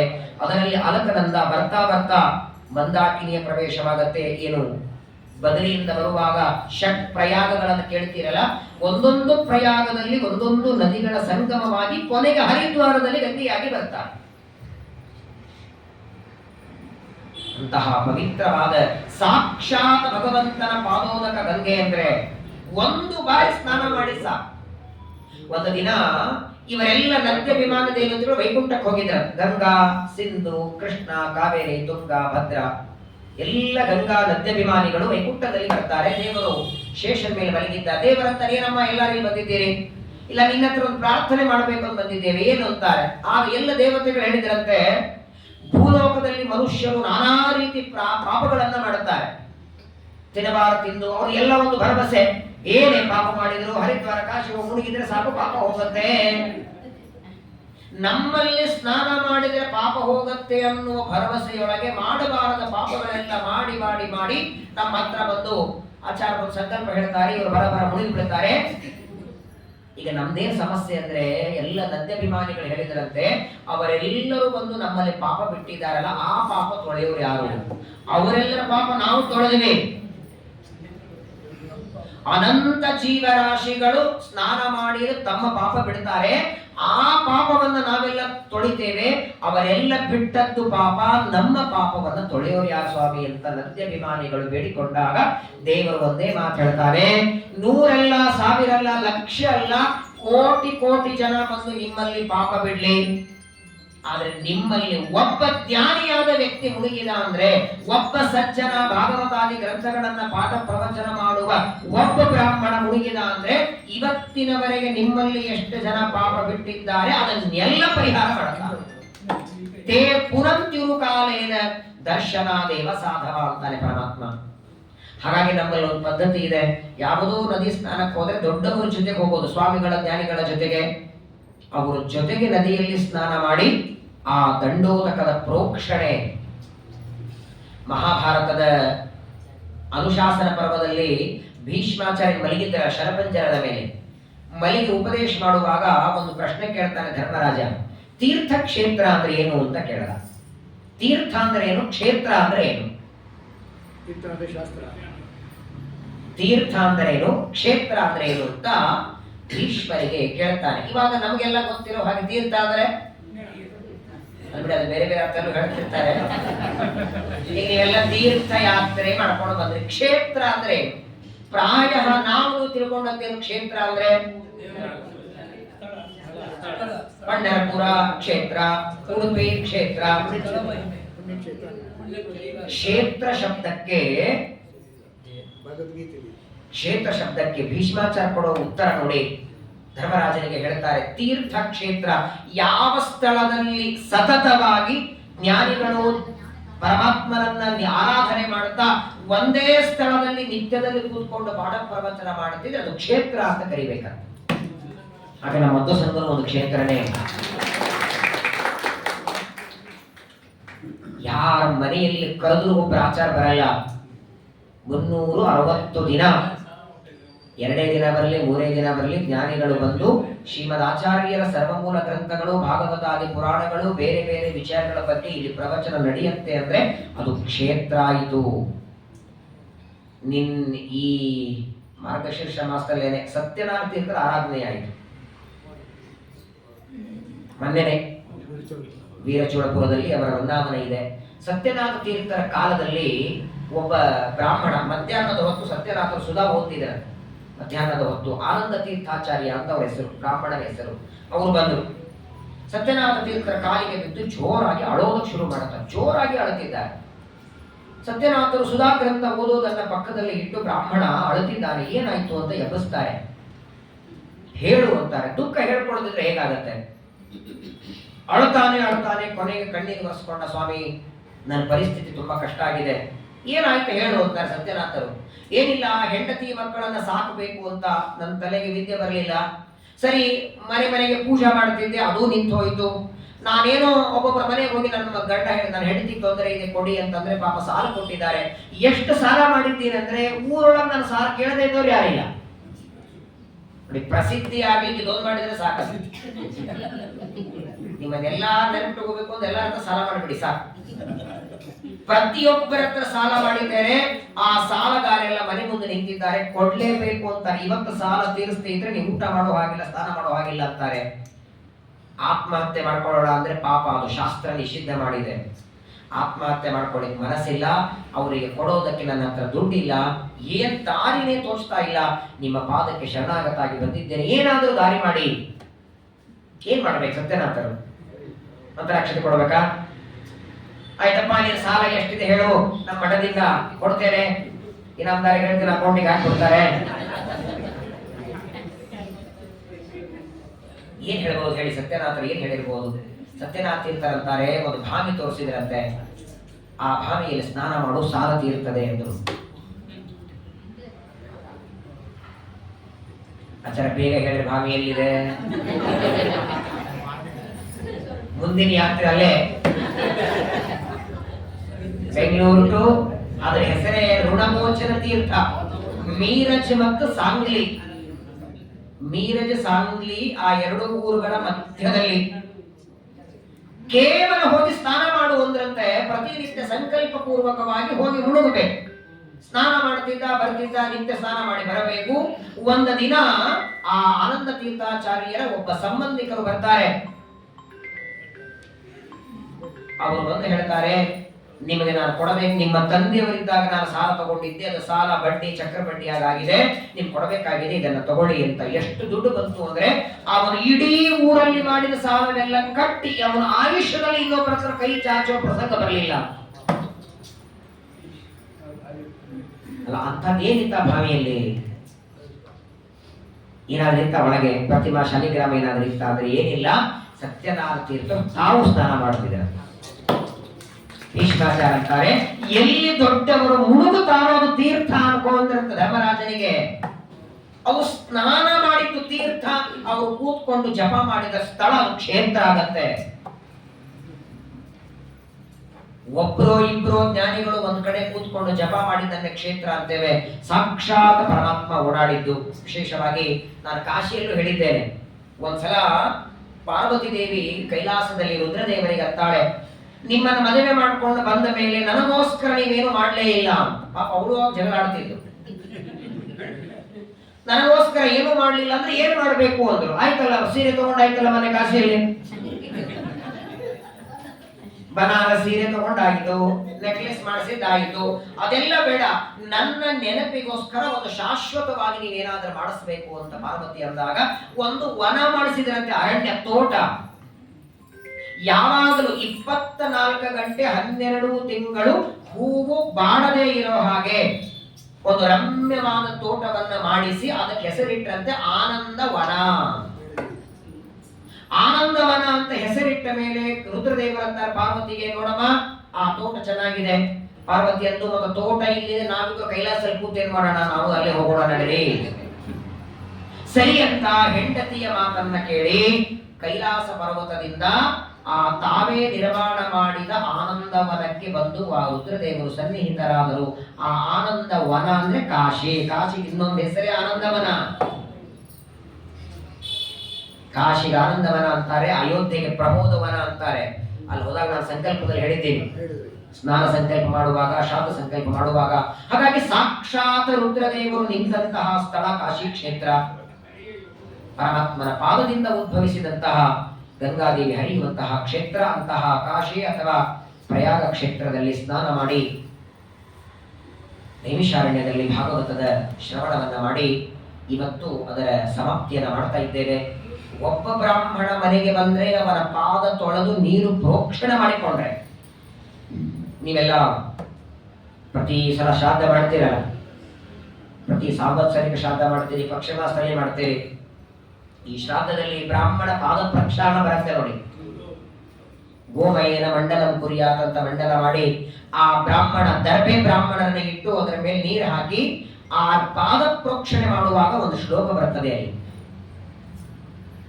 ಬ್ರಾಹ್ಮಣರ ಪಾದಕ್ಕೆ ನೀರು ಹಾಕುವಾಗ ಆಪದ್ಘನತ್ವಾಂತ ಸಹಸ್ರ ಪಾನವಃ ಸಮೀಹಿ ತಾತ್ತಾರ್ಪಣ ಕಾಮಧೇನವಃ ಸಮಸ್ತ ತೀರ್ಥಾಂಬು ಪವಿತ್ರ ಮೂರ್ತಯೋ ರಕ್ಷಂತು ಮಾಂ ಬ್ರಾಹ್ಮಣ ಪಾದ ಪಾಂಸವಃ. ಗರುಡ ಪುರಾಣದಲ್ಲಿ ಬರೋ ಶ್ಲೋಕ ಇದು. ಅದನ್ನ ಆ ಪಾದ ತೊಳೆಯುವಾಗ ಹಾಕ್ತೀವಿ. ಆ ಬ್ರಾಹ್ಮಣ ಎರಡು ಸಂಧ್ಯಾ ವಂದನೆ ಮಾಡ್ತಿರ್ತಾರೆ, ಜಪ ಮಾಡ್ತಾರೆ, ಪೂಜೆ ಮಾಡ್ತಾರೆ, ಗೋಪಿಚಂದ್ರ ಮುದ್ರೆ ಹಚ್ಕೊಳ್ತಾರೆ. ಗೋಪಿಚಂದನ ಮುದ್ರೆ ಹಚ್ಚಿಕೊಂಡು ಸಂಧ್ಯಾ ವಂದನೆ ಮಾಡುವ ಒಬ್ಬ ಬ್ರಾಹ್ಮಣನ ಪಾದ ತೊಳೆದು ಆ ನೀರನ್ನ ಪ್ರೋಕ್ಷಣೆ ಮಾಡಿಕೊಂಡ್ರೆ ಇಡೀ ಭರತ ಖಂಡದಲ್ಲಿದ್ದ ಎಲ್ಲಾ ನದಿಗಳ ಸ್ನಾನದ ಪುಣ್ಯ ಬರ್ತದಂತೆ. ಒಂದೊಂದು ನದಿಗಳಿಗೆ ಹೋಗಿ ಸ್ನಾನ ಮಾಡಿದ ಪುಣ್ಯ ಬ್ರಾಹ್ಮಣನ ಪಾದ ಪ್ರೋಕ್ಷಣೆ ಮಾಡಿಕೊಂಡಾಗ ಬರ್ತದೆ ಅಂತ ಗರುಡ ಪುರಾಣ. ಅಂಥದ್ದರಲ್ಲಿ ಒಬ್ಬ ಬ್ರಾಹ್ಮಣಲ್ಲ, ಒಬ್ಬ ಋಷಿಗಳಲ್ಲ, 80,000 ಜನ ಋಷಿಗಳು ಯಾವ ಸ್ಥಳದಲ್ಲಿ ಕೂತ್ಕೊಂಡು ಭಾಗವತ ಶ್ರವಣ ಮಾಡಿದ್ರೋ ಅಂಥ ನೈಮಿಷಾರಣ್ಯದಲ್ಲಿ 7 ದಿನ ನೀವು ಇದ್ದೀರಂದ್ರೆ ನಿಮ್ಮ ಪುಣ್ಯ ಎಷ್ಟಿರ್ಬೇಕು ಹೇಳಿ. ವೇದವ್ಯಾಸದೇವರು ಬಂದು ಉಳಿದದ್ದು, ಶುಕಾಚಾರ ಬಂದು ಹೋದದ್ದು, ಸಾಕ್ಷಾತ್ ಪರಮಾತ್ಮನ ಕೈಯಲ್ಲಿದ್ದಂತಹ ಚಕ್ರತೀರ್ಥ, ಇದೆಲ್ಲ ದೇವರ ಅನುಗ್ರಹದಿಂದ ಮಾತ್ರ ಸಾಧ್ಯ. ವಿಶೇಷವಾಗಿ ಆ ಕಾರ್ತಿಕ ಮಾಸದ ಅತ್ಯಂತ ಭಯಾನಕವಾದ ಚಳಿಯೊಳಗೂ ದೇವರ ಗುರುಗಳ ಅನುಗ್ರಹ ಇದನ್ನು ಮೇಲಿಂದ ಮೇಲೆ ಅನಿಸ್ಬೇಕು ನಾವು.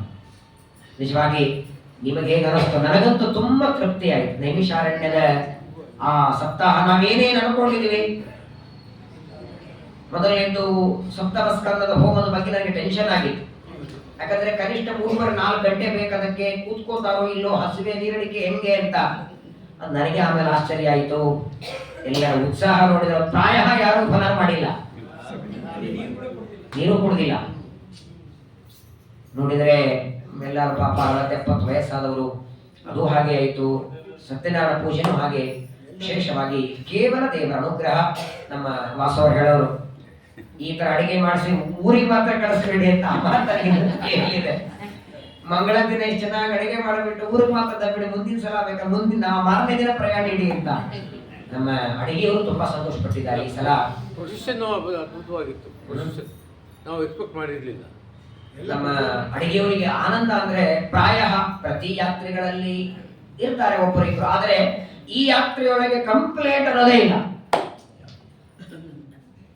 ಹೇಳೋ ತಾತ್ಪರ್ಯ, ಬಂದು ನೀವೆಲ್ಲ ಒಂದು 30% ಊಟಕ್ಕೆ ತಿಂಡಿಗೆ ಕೊಟ್ಟರೆ 90% ನೀವೆಲ್ಲರ ಲಕ್ಷ್ಯ ಭಾಗವತದಲ್ಲಿ ಇರ್ತಲ್ಲ.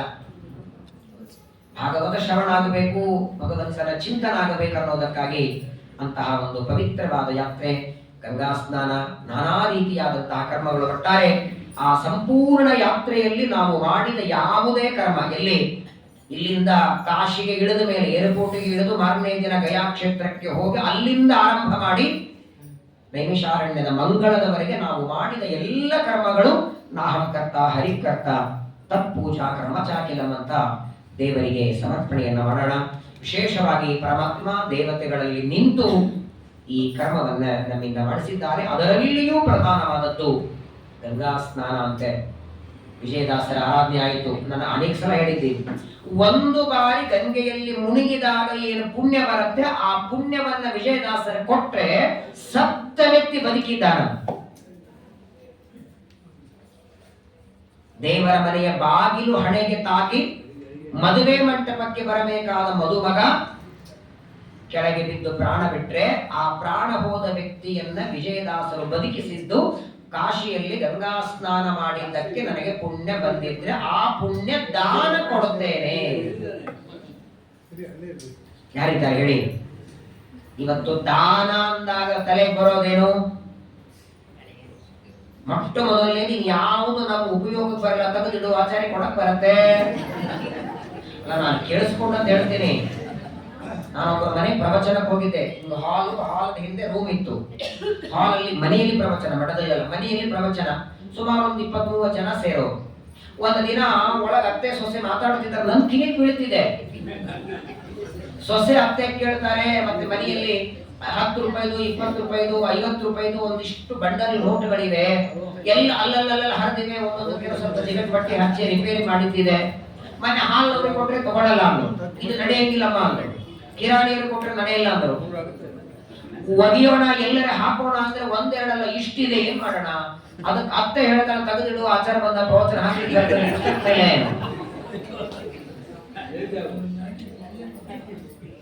ಇನ್ನು ಯಾವ ವಸ್ತುಗಳಿಗೆ ಜಗತ್ತಲ್ಲಿ ಬೆಲೆ ಇಲ್ಲ ಅಂತ ಆಗೋದು ಅವ್ರಿಗೆಲ್ಲ ಇಲ್ಲಿ ಬರ್ತಾರೆ. ವ್ಯಾಸಪೀಠ ಹೇಳ್ತಾರೆ ಅವರೆಲ್ಲ. ಪ್ರಾಯ ಬೇಕಾದ್ರೆ ಅಲ್ಲ, ಇದನ್ನು ಸುಳ್ಳು ಅನ್ಬೇಡಿ, ನಾನು ಬೇಕಾದ್ರೆ ತೋರಿಸ್ತೇನೆ. ಅಲ್ಲ, ನಿಮ್ ಮನೆಗೆ ಬರೋದ್ ಬೇಡ. ಒಂದ್ ಯಾವ್ದಾದ್ರು ಪ್ರವಚನಕ್ಕೆ ನೀವು ನಮ್ ಜೊತೆಗೆ ಬನ್ನಿ. ಅವ್ರ ಪ್ರವಚನ ಮುಗಿದ್ಮೇಲೆ ಅಲ್ಲಿ ಬಿದ್ದಿರೋದನ್ನ ನಿಮಗೆ ತೆಗೆದು ತೋರಿಸ್ತೇನೆ. ಹೇಳೋ ತಾತ್ಪರ್ಯ, ಪ್ರಾಯ ಜಗತ್ತು ಅದೇನೋ ಮನುಷ್ಯನ ಸ್ವಭಾವ. ಹಾಗೆ ಅನ್ನೋ ಸಮಾಧಾನದಲ್ಲಿ ಇರ್ತಾನೆ. ಒಬ್ಬ ವ್ಯಕ್ತಿ ಅಂತೂ ನಮ್ಮ ಸ್ವಾಮಿಗಳಿಗೆ ಪ್ರಶ್ನೆ ಕೇಳಿದ್ದ, ಸತ್ಯಾತ್ಮರಿಗೆ. ನಾವು ಹುಂಡಿಯಲ್ಲಿಯೋ ಪುಸ್ತಕ ಮೇಲೆಯೋ ಆಚಾರ ಪ್ರವಚನ ಹೇಳಿದ್ರೆ ದುಡ್ಡು ಹಾಕ್ತೀವಿ. ನಾವು ದುಡ್ಡು ಹಾಕಿದ್ದಕ್ಕೆ ದೇವರು ನಮ್ಗೆ ಒಳ್ಳೆ ಬಟ್ಟೆ, ಅನ್ನ, ನೀರು ಎಲ್ಲ ಕೊಡ್ತಾರೆ. ಅಂತೂ ನಾವು ದುಡ್ಡು ಕೊಟ್ಟದಕ್ಕೆ ದೇವರು ಕೊಡ್ತಾರೆ. ದೇವರ ದೊಡ್ಡ ಸ್ಥಿತಿ ಏನಿದ್ರೊಳಗೆ? ದೊಡ್ಡ ಸ್ಥಿತಿ ಯಾವಾಗ ಕೊಡೋದು? ನಾವು ಏನೂ ಕೊಡದೆ ದೇವರು ಕೊಟ್ಟಿದ್ದ ಅಂದ್ರೆ ಆಗ ಅವನೊಂದು ದೊಡ್ಡ ಮಾಡ್ಬೇಕು. 50 ರೂಪಾಯಿ ಕೊಡ್ತೀವಿ, ಅಂಗಡಿಯು ಸಕ್ಕರೆ ಕೊಡ್ತಾನೆ, ಅದ್ರಲ್ಲಿ ಅಡಿಗೆ ಅಂಗಡಿಯ ದೊಡ್ಡ ಸ್ಥಿತಿ ಏನು? ನಾವು ದುಡ್ಡು ಕೊಡದೆ ಪರವಾಗಿಲ್ಲ, ಇವು ಗಂಗಾ ಸಮಾರ ಅಂತೆ, ನಮ್ಮ ಕಡೆಯಿಂದ ಒಂದು 3 ಕೆಜಿ ಸಕ್ಕರೆ ಒಯ್ದೆ ಅಂದ್ರೆ ಓ ಪರವಾಗಿಲ್ಲ ಅನ್ಬೋದು. ಆಗ ಸ್ವಾಮಿಗಳು ಉತ್ತರ ಎಷ್ಟು ಚೆನ್ನಾಗಿ ಕೊಟ್ಟರು ಅವನಿಗೆ ಅಂದ್ರೆ, ಮೊದಲನೇದ್ದು ನೀನು ಹುಂಡಿಯಲ್ಲಿ ಹಾಕಿದ್ದೆಷ್ಟು, ದೇವರಿಂದ ಪಡೆದದ್ದೆಷ್ಟು, ಎರಡು ಹೇಳುವುದು. ಹುಂಡಿಯಲ್ಲಿ ನೀನು ಹಾಕಿದ್ದಕ್ಕೆ ದೇವರು ಕೊಡ್ತಾನಂತೆಲ್ಲ. ಮೊದಲನೇದು ನೀನು ಹುಂಡಿಯಲ್ಲಿ ಹಾಕಿದ್ದನ್ನ ತೆಗೆದರೆ, ಇವತ್ತಿನವರೆಗೆ ನೀನು ಹಾಕಿದ್ದೆಲ್ಲ ತೆಗೆದರು. ಯಾವತ್ತು ನಿನಗೆ ಹಾಕುವ ಬುದ್ಧಿ ಬಂದಿದೆ, 8ನೇ ವರ್ಷಕ್ಕೆ ಹುಂಡಿಯಲ್ಲಿ ಹಾಕ್ಲಿಕ್ಕೆ ಶುರು ಮಾಡಿದ್ದೆಲ್ಲ, ಅವತ್ತಿನಿಂದ ಇವತ್ತಿನವರೆಗೆ ನೀನು ಹಾಕಿದ್ದನ್ನೆಲ್ಲ ತೆಗೆದರೆ ದೇವರು ಕೊಟ್ಟ ಒಂದು ಕಣ್ಣಿನ ದುಡ್ಡಿಗೆ ಆದ್ರ ಬೆಲೆನೂ ಕಟ್ಲಿಕ್ಕಾಗಲ್ಲ. ನೀನು ಕೊಟ್ಟದ್ದು ಅದು ಅವನು ಕೊಟ್ಟಿದ್ದೆ, ಆ ದುಡ್ಡನ್ನು ಅವನು ಕೊಟ್ಟಿದ್ದೆ. ಅದು ಕೂಡ ನೀನು ಹುಂಡಿಯಲ್ಲಿ ಹಾಕಿದ್ರೊಳಗೆ ಒಂದು 80-90 ನೋಟ್ ಹಾಕಿದ್ದೆ ಅಂದ್ರೆ ಅದ್ರ 30 ನೋಟ್ ಹರಿದಿದ್ದೇ ಇದೆ. ಹಾಗಾದ್ರೆ ನೀನು ಹರಿದಿದ್ದ ನೋಟ್ ಹಾಕಿದ್ದಿ ಅಂತ ನೀನು ಕಣ್ಣು ಹರಿದನೋ, ಕಿವಿ ಹರಿದನೋ, ನಾಲಿಗೆ ಹರಿದನೋ ದೇವರು? ಯಾವುದರ ಬೆಲೆ ಕಟ್ತೀವಿ ನಾವು ದೇವರು ಕೊಟ್ಟದ್ದಕ್ಕೆ? Kidney, liver, lungs, heart. ನಾನು ಅನೇಕ ಸಲ ಹೇಳಿದ್ದೀನಿ ಪ್ರವಚನ ಹೇಳುವಾಗ, ಒಂದು ಪೆನ್ ನೋಟ್ಬುಕ್ ತಗೊಳ್ಳಿ. ಊಟ ಅಂದ್ರೆ ಮನೆಗೆ ಹೋಗಿ ಒಂದು ಪೆನ್ ನೋಟ್ಬುಕ್ ತಗೊಂಡು ಕೂತ್ಕೊಳ್ಳಿ. ನಮ್ಮ ಶರೀರದಲ್ಲಿ ಒಂದೊಂದರ ಬೆಲೆ ಎಷ್ಟು ಬರ್ಕೊಳ್ಳಿ. ಬರೆ ಮೆದಳನ್ನ ತೆಗೆದು ಮಾರಿದ್ರೆ ಎಷ್ಟು ದುಡ್ಡು ಬರುತ್ತೆ? ಕಿಡ್ನಿ ತೆಗೆದು ಮಾರಿದ್ರೆ ದುಡ್ಡು ಎಷ್ಟು? ಮಾರೋದ್ ಬೇಡ, ಬರೀ ಅದಕ್ಕೆ ದುಡ್ಡು ಎಷ್ಟು? ನೀವು ಬೇಕಾದ್ರೆ ಯಾರ ಡಾಕ್ಟರ್ ಇದ್ರೆ ಕೇಳಿ ನೋಡಿ. ಕಿಡ್ನಿಗೆ ಎಷ್ಟು, ಲಿವರಿಗೆ ಎಷ್ಟು, ಲಂಗ್ಸಿಗೆ ಎಷ್ಟು, ಹಾರ್ಟಿಗೆ ಎಷ್ಟು, ಆಗ ಸಂಪೂರ್ಣ ಬಾಡಿ ಎಲ್ಲ ಕೆಳಗೂ ಟೋಟಲ್ ಮಾಡಿ ಇಷ್ಟು ಅಪರೂಪದ ಶರೀರ ಕೊಡುವಾಗ ಯಾವುದ್ರ ಬೆಲೆ ಕೇಳದ ದೇವರು ಹೇಳಿ? ಅವನು ಕೇಳೋದು ಒಂದೇನೆ, ಅಪರೂಪದ ಶರೀರ ಕೊಟ್ಟಿದ್ದೇನಪ್ಪ, ಇದನ್ನ ಪಾಠಕ್ಕೆ, ಪ್ರವಚನಕ್ಕೆ, ತೀರ್ಥಯಾತ್ರೆಗೆ, ಸೇವೆಗೆ ಬಳಸು. ಇದನ್ನ ದೇವರು ಕೊಟ್ಟ ಶರೀರ ದೇವರಿಗಾಗಿ ಬಳಸೋದಿದೆ ನೋಡಿ, ಅದು ಬಹಳ ಪ್ರೀತಿಯಾದದ್ದು. ಅಂತಹ ಕಾರ್ಯವನ್ನ ನಾವೆಲ್ಲರೂ ಭಗವಂತನ ಅನುಗ್ರಹದಿಂದ ಮಾಡಿದ್ದೇವೆ. ವಿಶೇಷವಾಗಿ ದೇವರು ನಿಂತು ನುಡಿಸಿದ್ದು, ನಾನಂತೂ ಇಲ್ಲಿಂದ ಹೊರಟು, ಇಲ್ಲೇನು ಬಸ್ ಬಂದಿತ್ತಲ್ಲ ಅವತ್ತು 7ನೇ ತಾರೀಕು, ಇಲ್ಲಿಂದ ಹೊರಟು ಮತ್ತೆ ಬೆಂಗಳೂರಿಗೆ ಬರೋವರೆಗೂ ನನ್ನ ಪೂರ್ಣ ಮನಸ್ಸು, ದೇಹ, ಇಂದ್ರಿಯ, ಪ್ರಾಣದೇವರಲ್ಲೇ ಇದೆ. ಯಾಕಂದ್ರೆ ಭಾಗವತ ಶುರು ಮಾಡಿದ್ದು ಇದೇ ಸ್ಥಳದಲ್ಲಿ, ಕೇಳಬೇಕು ಅಂತ ಸಂಕಲ್ಪ ಮಾಡಿದ್ದು ಇದೇ ಸ್ಥಳದಲ್ಲಿ. ಆ 10 ತಿಂಗಳವರೆಗೆ ನಿರ್ವಿಘ್ನ ಮಾಡಿದ್ದು ಇದೇ ನಮ್ಮ ಸಂಘದ ಪ್ರಾಣದೇವರು. ಮಾತ್ರವಲ್ಲ, ಇನ್ನು ಹೋಗಿ ಬರೋವರೆಗೂ ನಿಮ್ ಜವಾಬ್ದಾರಿ. ಡ್ರೈವರ್ ಒಳಗೂ ನೀವೇ ಇರಬೇಕು. ಅಕಸ್ಮಾತ್ ಏರ್ಪೋರ್ಟ್ಗೆ ಹೋಗುವಾಗ ಏನೋ ಆಗ್ಬಿಟ್ಟಿದ್ರೆ ಇವಾಗ ನೋಡಿ ಫ್ಲೈಟ್ ಅಲ್ಲಿ ಹೆಂಗಾಗಿದೆ, ಇಂಡಿಗೋ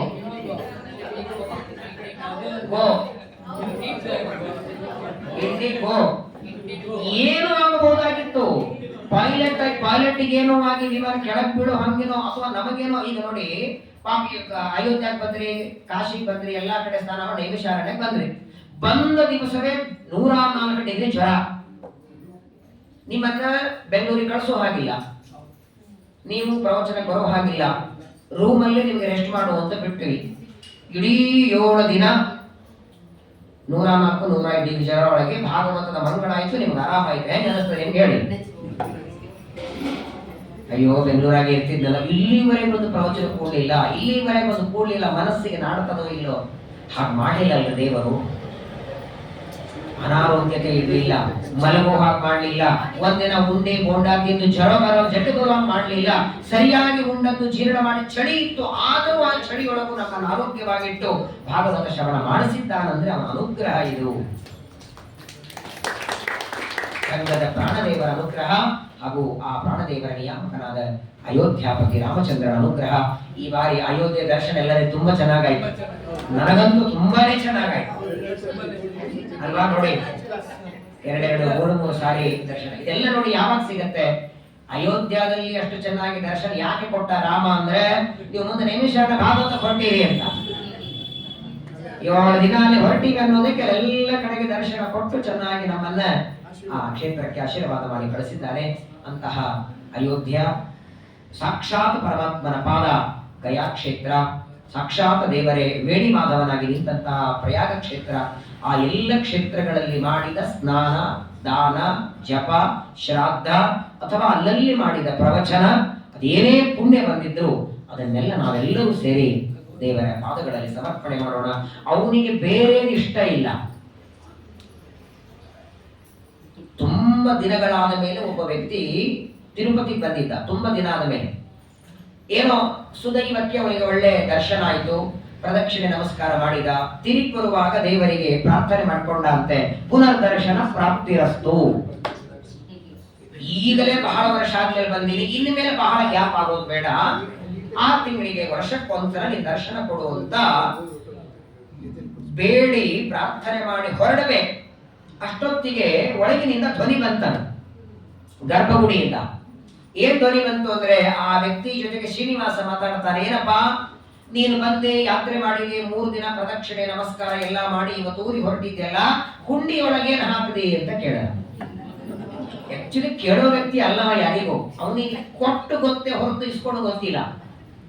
ಏನೋ ಕೇಳ್ಬೇಕನ್ನಿಸ್ತು, ಕೇಳಿದ. ಈ ಬ್ರಾಹ್ಮಣ ಖುಷಿಯಾಗಿ ಅವನು ಹೇಳ್ದ, ಈ ಬಾರಿ 1 ತಿಂಗಳ ಸಂಪೂರ್ಣ ಸ್ಯಾಲರಿ ಅಂತ ಹಾಕಿದ್ದೇನೆ ಅಂದ. ಇನ್ನೇನು ಹಾಕಿದೆ ಅಂತ ಶ್ರೀನಿವಾಸ ಕೇಳ್ತಾನೆ. ಮನೆಯಲ್ಲಿ ಚೂರು ಪಾರ ಬಂಗಾರ ಇತ್ತು, ಹೆಂಡತಿ ಹೇಳಿದ್ದು ಹಾಕು ಅಂತ ಹಾಕಿದೆ ಅಂದ. ಮತ್ತೇನು ಹಾಕಿದೆ ಅಂತ ಶ್ರೀನಿವಾಸ ಕೇಳ್ತಾನೆ. ಸ್ವಲ್ಪ ಕೂಡಿಟ್ಟ ಕಾಯಿನ್ ಇತ್ತು, ಅದನ್ನ ತಲೆ ಮೇಲೆ ತಂದು ಹಾಕಿದ್ದೇನೆ. ಮತ್ತೇನು ಹಾಕದಿ? ಇವನು ಹೇಳದಾಗೆಲ್ಲ ದೇವರು ಮತ್ತೇನು ಹಾಕದಿ ಅಂತ ಕೇಳೋರು. ಕೊನೆಗೆ ಹೇಳಿ ಹೇಳಿ ಇವ ಅಂದ, ನಿನಗೇನು ಬೇಕು ಹೇಳೋ ಅಂದ. ನಾನು ಏನು ಹಾಕಿದ್ರು ಮತ್ತೇನು ಹಾಕದಿ ಅಂತ ಕೇಳ್ತೀನಿ, ನಿನಗೇನು ಬೇಕು ಅಂದಾಗ ಶ್ರೀನಿವಾಸ ಅಂತಾರೆ, ಪ್ರಪಂಚದೊಳಗೆ ನನಗೇನು ಬೇಕು ಅಂತ ಕೇಳಿ ಹಾಕೋರು ಯಾರಿಲ್ಲ. ಅವ್ರೇನ್ ಹಾಕ್ತಾರೆ ತಗೋಬೇಕು ನಾನು. ಅದು ಹಾಕಿ ನೋಟೆ ಹಾಕ್ಲಿ, ನನ್ನ ಕೆಲಸಕ್ಕೆ ಬರ್ಲಿ ಬರದೇ ಇಲ್ಲ, ಅವ್ರು ಹಾಕ್ತಾರೆ ತಗೋಬೇಕು.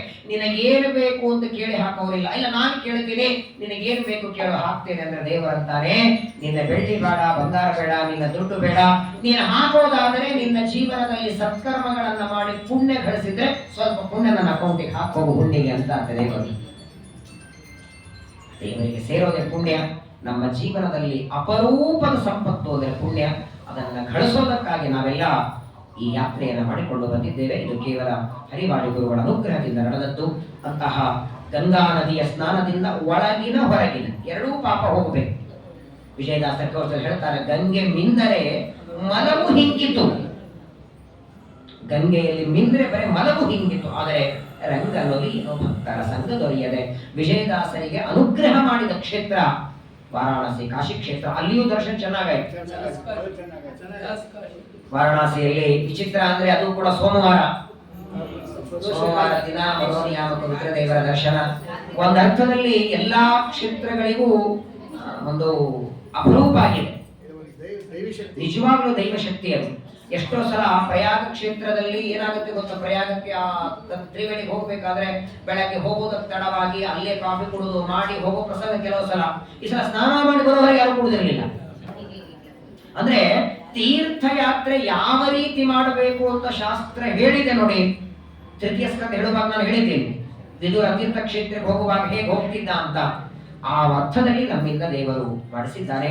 ಅಂತಹ ಪರಮಾತ್ಮನಿಗೆ ಇದನ್ನೆಲ್ಲವನ್ನ ನಾವೆಲ್ಲರೂ ಸೇರಿ ಯಾತ್ರೆ ಬಂದವರು ಅಥವಾ ಇನ್ನು ಮೇಲೆ ಬರೋರು ಅಥವಾ ಕೆಲವರು ಈ ನೈಮಿಷಾರಣ್ಯ ಯಾತ್ರೆಗೆ ಬಂದಿಲ್ಲ, ಆದ್ರೆ ದೇಹದಿಂದ ಅವರು ಬಂದಿಲ್ಲ, ಆದ್ರೆ ಮಾನಸಿಕವಾಗಿ ಅವರೆಲ್ಲರೂ ಅಲ್ಲೇ ಇದ್ರು. ಹೌದೋ ಇಲ್ಲ ಹೇಳಿ, ಹೌದೋ ಇಲ್ಲ? ಮಾನಸಿಕವಾಗಿಯೂ ಕ್ಷೇತ್ರ ಯಾತ್ರೆ ಮಾಡಿದರೂ ಮಹಾಪುಣ್ಯ ಇದೆ. ಅಂತಹ ವಿಶಿಷ್ಟವಾದ ಭಗವಂತನ ಸನ್ನಿಧಾನದಲ್ಲಿ ಅವನೇ ನುಡಿಸಿದಂತಹ ಪ್ರವಚನದ ಮಂಗಳ ಹಾಗೂ ಇವತ್ತು ಮಾಡಿದ ಈ ಗಂಗಾ ಸಮಾರಾಧನೆ, ಗಂಗಾ ಪೂಜೆ ಎಲ್ಲವನ್ನು ಅಸ್ಮತ್ ಗುರುವಂತರ್ಗತ ಭಾರತೀಯ ರಮಣ ಮುಖ್ಯ ಪ್ರಾಣಾಂತರ್ಗತ ಗಂಗಾದಿ ಸಮಸ್ತ ನದ್ಯಭಿಮಾನಿ ದೇವತಾಂತರ್ಗತ ಈ ಭಾಗವತ ಪ್ರತಿಪಾದ್ಯನಾದ ಅಮ್ರಣಿಪತಿ ವೇದವ್ಯಾಸದೇವರ ಪಾದಗಳಲ್ಲಿ ಸಮರ್ಪಣೆಯನ್ನ ಮಾಡಿ ಮತ್ತೆ ದೇವರಲ್ಲಿ ಪ್ರಾರ್ಥನೆ ಮಾಡೋಣ. ಈಗ ಒಂದು ವಾರ ನೈಮಿಷಾರಣ್ಯದಲ್ಲಿ ಮಾಡಿದ ಹಾಗೆ ಒಂದು ವಾರ ಅಯೋಧ್ಯೆಯಲ್ಲಿ ಇರೋ ಹಾಗೆ, ಒಂದು ವಾರ ಅಯೋಧ್ಯೆಯಲ್ಲಿದ್ದು ಬೆಳಗ್ಗೆ ಮಧ್ಯಾಹ್ನ ರಾಮಾಯಣದ ಶ್ರವಣ, ಸಾಯಂಕಾಲ ಅಯೋಧ್ಯೆಯ ದರ್ಶನ. ಅಯೋಧ್ಯೆಯ ಸೂತ್ರ ನೋಡ್ಲಿಕ್ಕೆ 7 ದಿನ ಬೇಕು. ಭರತ ಮಾಡಿದ ಜಾಗ, ಭರತ ಹನುಮಂತ ದೇವರು ಭೇಟಿಯಾದದ್ದು ಅನೇಕ ಜಾಗಗಳೆಲ್ಲ ಇದೆ. ಇರೋ 1-2 ದಿನದಲ್ಲಿ ನೋಡ್ಲಿಕ್ಕೆ ಆಗಲ್ಲ. ಅದರಲ್ಲೂ ತೀರ್ಥ ವಿಧಿ ಆದ್ರೆ ಮಧ್ಯಾಹ್ನ ಊಟ ಆದ್ರೆ ಗೋವಿಂದ, 3-4 ಉಂಡಿ ತಿಂದರೆ ನಿದ್ದೆ ಬಂದ್ಬಿಡ್ತದೆ. ಹಾಗಾಗಿ ಅಯೋಧ್ಯೆಯ ಪರಿಸರವೆಲ್ಲ ನೋಡಿದಂಗಾಗತ್ತೆ. ನಿತ್ಯ ಸರಿಯು ಸ್ನಾನ, ನಿತ್ಯ ರಾಮದೇವರ ದರ್ಶನ, ಹಾಗೆ ಅದೊಂದು ಯಾತ್ರಾ. ಹಾಗೆ ಭಗವದ್ಗೀತೆ ಬಗ್ಗೆನೂ ನಾನು ಹೇಳಿದ್ದೆ. ಸಮಗ್ರವಾದ ಗೀತಾ ಶ್ರವಣ ಮಾಡಿ, ಗೀತಾ ಜನ್ಮಭೂಮಿ ಕುರುಕ್ಷೇತ್ರದಲ್ಲಿ ಒಂದು 2 ದಿನ ಅಲ್ಲಿ ಸಂಪೂರ್ಣ 18 ಅಧ್ಯಾಯ ಭಗವದ್ಗೀತೆ ಹೋಮ, ಒಂದೊಂದು ಶ್ಲೋಕವನ್ನ ಪಠನ ಮಾಡಿ ಭಗವದ್ಗೀತೆ ಹೋಮವನ್ನ ಕುರುಕ್ಷೇತ್ರದಲ್ಲಿ ಮಾಡೋಣ. ಒಟ್ಟಾರೆ ದೇಹದಲ್ಲಿ ಶಕ್ತಿ ಇರೋವರೆಗೆ, ತಲೆಯಲ್ಲಿ ಜ್ಞಾನ ಬುದ್ಧಿ ಇರೋವರೆಗೆ ದೇವರು ನಮ್ಮನ್ನ ಈ ತರಹ ತೀರ್ಥಯಾತ್ರೆಯನ್ನ ಮೇಲಿಂದ ಮೇಲೆ ಭಾಗವತಾದಿ ಗ್ರಂಥಗಳ ಶ್ರವಣ ಮಾಡೋ ಹಾಗೆ ಸಜ್ಜನರ ಸಂಘ ಕೊಟ್ಟು ನಮ್ಮ ಬಾಯಿಯಿಂದ ನಿರಂತರ ತನ್ನ ನಾಮಸ್ಮರಣೆ ಮಾಡೋ ಹಾಗೆ ದೇವರು ಮಾಡಲಿ ಅಂತ ಪ್ರಾರ್ಥನೆಯನ್ನ ಮಾಡ್ತಾ ಈ ಸಮಗ್ರವಾದ ಯಾತ್ರೆ ಹಾಗೂ ಈ ಗಂಗಾ ಪೂಜೆ ಎಲ್ಲದರ ಪುಣ್ಯವನ್ನ ನಾಮಸ್ಮರಣೆಯ ಮೂಲಕ ದೇವರಿಗೆ ಸಮರ್ಪಣೆಯನ್ನ ಮಾಡೋಣ. ಹರೇ ರಾಮ ರಾಮ ರಾಮ ಹರೇ ಹರೇ, ಹರೇ ಕೃಷ್ಣ ಕೃಷ್ಣ ಕೃಷ್ಣ ಹರೇ ಹರೇ, ಹರೇ ರಾಮ ರಾಮ ರಾಮ ಹರೇ ಹರೇ, ಹರೇ ಕೃಷ್ಣ ಕೃಷ್ಣ ಕೃಷ್ಣ ಹರೇ ಹರೇ,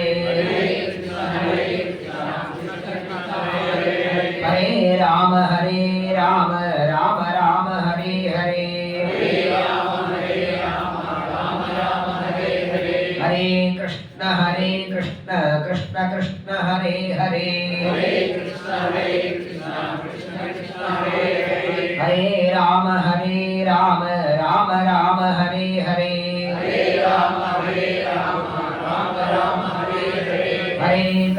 ಹರೇ ಕೃಷ್ಣ ಕೃಷ್ಣ ಕೃಷ್ಣ ಹರೇ ಹರೇ, ಹರೇ ರಾಮ ರಾಮ ರಾಮ ಹರೇ ಹರೇ, ಹರೇ ಕೃಷ್ಣ ಕೃಷ್ಣ ಕೃಷ್ಣ ಹರೇ ಹರೇ, ಹರೇ ರಾಮ ರಾಮ ಹರೇ ಹರೇ, ಹರೇ ಕೃಷ್ಣ ಕೃಷ್ಣ ಕೃಷ್ಣ ಹರೇ ಹರೇ, ಹರೇ ರಾಮ ರಾಮ ಹರೇ ಹರೇ,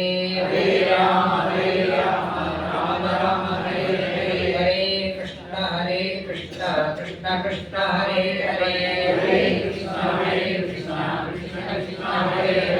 अयोध्यापते श्री रामचंद्र भगवान की जय, गोपाल कृष्ण भगवान की जय, वेदव्यास गुरु महाराज की जय, त्रैलोक्याचार्य श्रीमदानंद तीर्थ गुरु महाराज की जय। भवे भवे यथा भक्ति पादयोः तव जायते तथा कुरुष्व योगेश नाथस्त्वं नो यतः प्रभो नाम संकीर्तनं यस्य सर्वपाप प्रणाशनं प्रणामो भक्तिशमनः तं नमामि ಹರಿಂ ಪರಂ. ಬಿಂಬರೂಪಿಯಾಗಿ ಒಳಗೆ ಇದ್ದು ತತ್ವಾಭಿಮಾನಿ ದೇವತೆಗಳಲ್ಲಿ ವಾಯುದೇವರಲ್ಲಿ ನಿಂತು ಅವನೇ ಪ್ರೇರಣೆ ಮಾಡಿ ನಮ್ಮಿಂದ ಮಾಡಿಸಿದ ಈ ಯಾತ್ರೆಯನ್ನ ಅವನ ಪಾದಗಳಲ್ಲಿ ಸಮರ್ಪಣೆಯನ್ನು ಮಾಡೋಣ. ಸಮರ್ಪ್ಯ ಕೃತ್ಯಾನಿ ಕೃತೀಕೃತಾನಿ ವ್ಯಾಸಾಯ ಭೂಮ್ನೇ ಸುಕೃತಾನಿ ತಾವತ್ ಕರಿಷ್ಯಮಾಣಾನಿ ಚ ತಸ್ಯ ಪೂಜಾಂ ಸಂಕಲ್ಪಯಾಮಾಸ ಸಶುದ್ಧ ಬುದ್ಧಿಃ. ಈ ನಮ್ಮ ನೈಮಿಷಾರಣ್ಯದ ಯಾತ್ರೆ, ನೈಮಿಷಾರಣ್ಯದಲ್ಲಿ ಭಾಗವತ ಮಂಗಳ ಮಾಡೋದು ಅಂತ ಇಲ್ಲಿ ಸಂಘದಲ್ಲಿ ಫಿಕ್ಸ್ ಆಯಿತು. ಅಲ್ಲಿ ಹೋಗಿ ರೂಮ್ಗಳನ್ನು ನೋಡಿ, ಹಾಲ್ಗಳನ್ನು ನೋಡಿ, ಅದನ್ನೆಲ್ಲ ಒಂದೆರಡು ಬಾರಿ ಹೋಗಿ ನೋಡಿ ನಮ್ಮ ಮನೆಯವರೆಲ್ಲ ಮಾಡಿದ್ದಾರೆ. ನೀವೆಲ್ಲರ ಆಶೀರ್ವಾದ ಅವಳ ಮೇಲೆ ಇರಲಿ. ಒಳ್ಳೆ ಅನೇಕ ಅಲ್ಲಿ ಇದ್ದವರಿಗೆಲ್ಲ ಗೊತ್ತಿದೆ ಯಾವ ರೀತಿ ಅರೇಂಜ್ಮೆಂಟ್ ಎಲ್ಲ ಇತ್ತು, ಹೇಗಿತ್ತು ಅಂತ. ಕೆಲವು ಹೆಚ್ಚು ಕಮ್ಮಿ ಆಗಿರ್ತದೆ. ಆದರೂ ನಾವು ಹಾಕಿದ ಬಜೆಟ್ಗೆ ಆ ಕಲ್ಯಾಣ ಮಂಟಪ ನಾವೇನು ಉಳ್ಕೊಂಡಿದ್ದೀವಲ್ಲ, ಅದು ನಮ್ಮ ಬಜೆಟ್ ಅಲ್ವೇ ಅಲ್ಲ. ಸುಮಾರು 200 ಜನ ಉಳಿಬೇಕಾದಷ್ಟು ಎಷ್ಟು ರೂಮ್ಗಳಿತ್ತು, ಹಾಲ್ ದೊಡ್ಡದಿತ್ತು. ಆದರೂ ಈ ಕಾರ್ಯಕ್ರಮ ಯಶಸ್ವಿ ಆಗಲಿ ಅಂತ ತುಂಬಾ ಚೆನ್ನಾಗಿ ವಿಶೇಷವಾಗಿ ಶ್ರಮ ಪಟ್ಟು, ಅದರಲ್ಲಿಯೂ ನಮ್ಮ ಮನೆಯವರಿಗೆ ಒಂದು ರೀತಿ ಬೆಂಬಲರಾಗಿ ಈ ನೈಮಿಷಾರಣ್ಯದ ಯಾತ್ರೆಯ ಒಂದು ಪೂರ್ಣ ಕ್ರೆಡಿಟ್ ನಮ್ಮ ಸಣ್ಣ ಹುಡುಗ 80 ವರ್ಷದ ಬಾಲಕ ನಮ್ಮ ಇನಾಮದಾರರಿಗೆ ಸೇರಬೇಕು. ನಾನು ಅಲ್ಲೂ ಹೇಳಿದ್ದೆ ಇದನ್ನ.